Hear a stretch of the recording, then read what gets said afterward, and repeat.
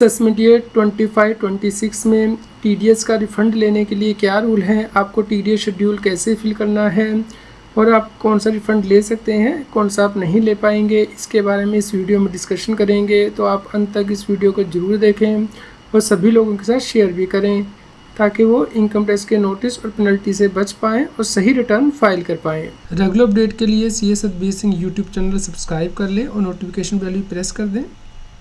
जब आप income tax के पोर्टल पे रिटर्न फाइल करते हैं तो ऑनलाइन प्रिपेयर करते हैं तो दोस्तों यहाँ P-Info पर्सनल इन्फॉर्मेशन का शेड्यूल दिया गया है। इसके अलावा ग्रॉस टोटल इनकम का, टोटल डिडक्शन का। उसके बाद दोस्तों आपका यदि TDS कटा है, TCS कटा है, अपना advance tax, self assessment tax पे किया है तो आपको ये टैक्स पेड के शेड्यूल पे क्लिक करना होता है। यहाँ पे आप क्लिक करेंगे तो उसके बाद ये शेड्यूल ओपन हो जाएगा। तो दोस्तों यहाँ पे आपको TDS रिलेटेड जानकारी भरनी होती है। जैसे कि यदि आपका सैलरी का TDS कटा है तो आपको शेड्यूल TDS 1 में एंट्री करनी है। इसके लिए फॉर्म 16 के अकॉर्डिंग आपको ये डिटेल भरनी होती है जो कि एम्प्लॉयर के द्वारा जारी किया जाता है। यदि अदर देन सैलरी आपका TDS कटा है, जैसे कि FD के इंटरेस्ट का या फिर कमीशन ब्रोकरेज का, प्रोफेशनल फीस का, तो आपको TDS 2 का जो शेड्यूल है उसमें इंफॉर्मेशन भरनी है फॉर्म 16A के अकॉर्डिंग। यानी कि जो डिडक्टर ने आपको TDS सर्टिफिकेट जारी किए हैं, नॉर्मली हर क्वार्टर के बाद ये जारी किए जाते हैं, तो उसके अकॉर्डिंग आपको यहाँ पे डिटेल भरनी होती है। दोस्तों TDS 3 शेड्यूल है। यदि TDS डिडक्ट किया गया पेयर के द्वारा फॉर्म 16C जारी किया जाता है। जैसे कि टेनेंट ने 50,000 रुपये पर मंथ से ज़्यादा का आपको रेंट दिया है तो TDS काटता है लैंडलॉर्ड का, तो लैंडलॉर्ड को ये शेड्यूल फिल करना होता है। दोस्तों अगर आपका कटा है TCS यानी कि टैक्स कलेक्टर एट सोर्स, तो फॉर्म नंबर 27D जारी किया जाता है कलेक्टर के द्वारा। जैसे कि आपने कोई कार परचेज़ की है 11 लाख रुपए की, यानी कि 10 लाख से ज़्यादा की, तो 1% TCS काटा जाता है, तो उसका आप क्रेडिट क्लेम करेंगे शेड्यूल के अंतर्गत। यदि आपका एडवांस टैक्स या सेल्फ असेसमेंट टैक्स आपने पे किया है तो आप इस शेड्यूल के अंतर्गत एंट्री करेंगे। तो दोस्तों सबसे पहले है सैलरी का शेड्यूल जो कि आपको सही फिल करना होता है। तो यहाँ पे ऐड नदर करके आप डिटेल ऐड करते हैं। तो यहाँ पे आपको 10 नंबर डिडक्टर का सही फिल करना है, अदरवाइज़ आपको TDS क्रेडिट नहीं मिलेगा। और जो income chargeable under the salary है वो आपको यहाँ पे सही फीड करनी है, क्योंकि इससे आपकी इनकम टैक्स की रिटर्न से मैच किया जाता है कि वहाँ पर आपने क्या एंटर किया है। तो अगर ये मिस मैच करेगा तो उस केस में नोटिस आता है। यहाँ पर जो TDS काटा है एम्प्लॉयर ने वो आपको फिल करना है। दोस्तों दूसरा शेड्यूल है अदर देन सैलरी का जो TDS आपका कटा है, तो यहाँ पे भी आपको 10 नंबर सही भरना है डिडक्टर का, नेम ऑफ द डिडक्टर भरना है।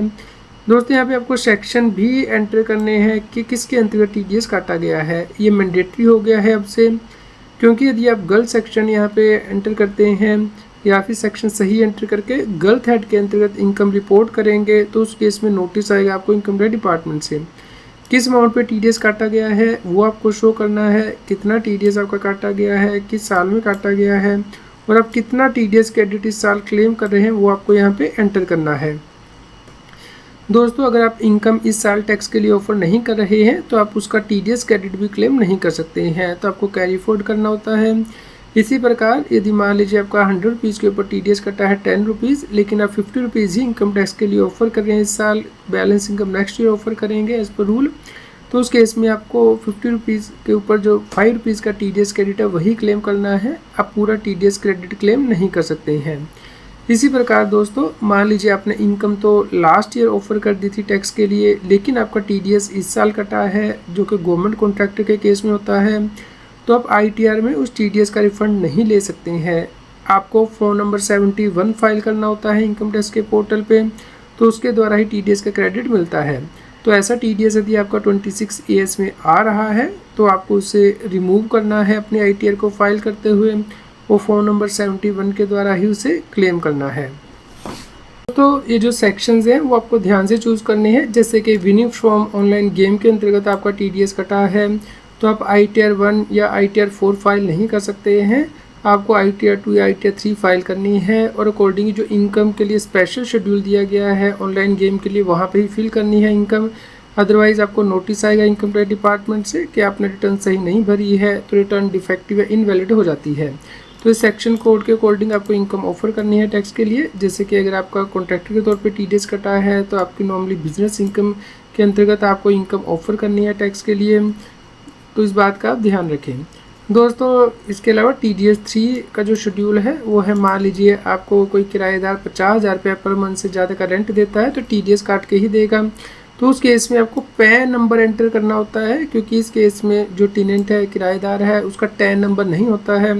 तो सही आपको ये इन्फॉर्मेशन भरनी है। ये जो रेड में दिए गए हैं मार्क के एस्ट्रिक, ये इन्फॉर्मेशन भरनी ज़रूरी है। तो दोस्तों यहाँ पे किस सेक्शन के अंदर TDS काटा गया है और कितने अमाउंट के ऊपर TDS काटा गया है, कितना आप TDS क्रेडिट क्लेम कर रहे हैं TCS, तो वो आपको यहाँ पे मेंशन करना होता है। दोस्तों यदि आपका TCS कलेक्ट हुआ है तो आपको tax collection account number collector का यहाँ पे मेंशन करना होता है, जो कि फॉर्म नंबर 27D में दिया होगा, जो कि कलेक्टर ने आपको जारी किया है, जिसमें कि आपको बताना है किस पेमेंट में आपका TCS कलेक्ट हुआ है, कितना TCS कलेक्ट हुआ है, आप इस साल कितना क्लेम कर रहे हैं। तो ये इन्फॉर्मेशन सही बननी है। दोस्तों इसके अलावा जो एडवांस या सेल्फ असेसमेंट टैक्स आपने पे किया है उसके सही BSR कोड आपको एंटर करने हैं, जो कि आप इनकम टैक्स के पोर्टल से डाउनलोड कर पाएंगे। क्योंकि अगर ये सही नहीं होंगे, BSR कोड, चालान सीरियल नंबर, जो टैक्स पे किया है, डेट ऑफ डिपॉजिट, तो उस केस में मिसमैच आ जाएगा और आपकी इनकम टैक्स की रिटर्न प्रोसेस नहीं की जाएगी, या जो TDS क्रेडिट है वो आपको पूरा नहीं मिलेगा। तो दोस्तों जब आप ये सभी इन्फॉर्मेशन भर दें, ITR फाइल कर दें, तो आपको TDS क्रेडिट का जो मैच है वो चेक करना है। इसके लिए फैसिलिटी इनकम टैक्स के पोर्टल पे दी गई है। दोस्तों जब आप अपनी इनकम टैक्स की रिटर्न भर दें तो उसके बाद आपको जो TDS का क्रेडिट है वो चेक करना है कि क्या मैच कर रहा है नहीं। इसके लिए आपको इनकम टैक्स के पोर्टल पे लॉगिन करना है, सब्सिडी में जाना है, यहाँ टैक्स क्रेडिट मिसमैच पे प्रेस करना है। यहाँ पे दोस्तों आपको असेसमेंट ये चूज़ करना है, जैसे कि असेसमेंट ईयर 25-26 आप चूज़ करेंगे तो उसके बाद इस प्रकार से आपको मैसेज दिखाई देगा कि आपने जो टैक्स क्रेडिट क्लेम किया अपनी इनकम टैक्स रिटर्न में वो पूरी तरह मैच कर रहा है 26A से। तो दोस्तों अगर आपकी कोई भी जानकारी गलत होगी TDS से रिलेटेड, TCS से रिलेटेड, तो आपको यहाँ पे मिसमैच दिखाई देगा। तो आपको अपनी रिटर्न को रिवाइज़ करना है या रेक्टिफिकेशन के लिए डालना है, ताकि आपको इनकम टैक्स डिपार्टमेंट से कोई नोटिस ना आए। दोस्तों अगर आपका एक से ज़्यादा एम्प्लॉयर ने TDS काटा है तो आपको इंश्योर करना है कि दोनों ही एम्प्लॉयर से आपको TDS सर्टिफिकेट सेपरेटली लेने हैं और अपनी इनकम टैक्स रिटर्न में इन्हें रिपोर्ट करना होता है। और यदि आपका टैक्स कम कटा है तो आपको सेल्फ असेसमेंट टैक्स पे करना होता है, तो आप टाइमली से पे कर दें ताकि आपको बाद में उसके ऊपर इंटरेस्ट ना पे करना पड़े। इसी प्रकार दोस्तों यदि आपका ऑनलाइन गेम के या फिर क्रिप्टो करेंसी का TDS कटा है तो आपको रिस्पेक्टिव जो स्पेशल शेड्यूल दिए गए हैं इस इनकम को रिपोर्ट करने के लिए, उसमें ही इनकम रिपोर्ट करनी है। अगर आप ऐसा नहीं करेंगे तो आपकी रिटर्न इनवैलिड हो सकती है और इनकम टैक्स डिपार्टमेंट से नोटिस आ सकता है। तो दोस्तों आप इन सभी चीज़ों का ध्यान रखें जब आप इनकम टैक्स की रिटर्न फाइल करें और TDS क्रेडिट क्लेम करें, ताकि आपको कोई नोटिस ना आए। दोस्तों आप रेगुलर अपडेट के लिए हमारे WhatsApp चैनल को भी सब्सक्राइब कर लें। QR कोड स्क्रीन पे भी दिया गया है, लिंक कमेंट में पिन किया गया है, ताकि आपको इनकम टैक्स की रेगुलर अपडेट आपके मोबाइल पे ही मिलते रहें।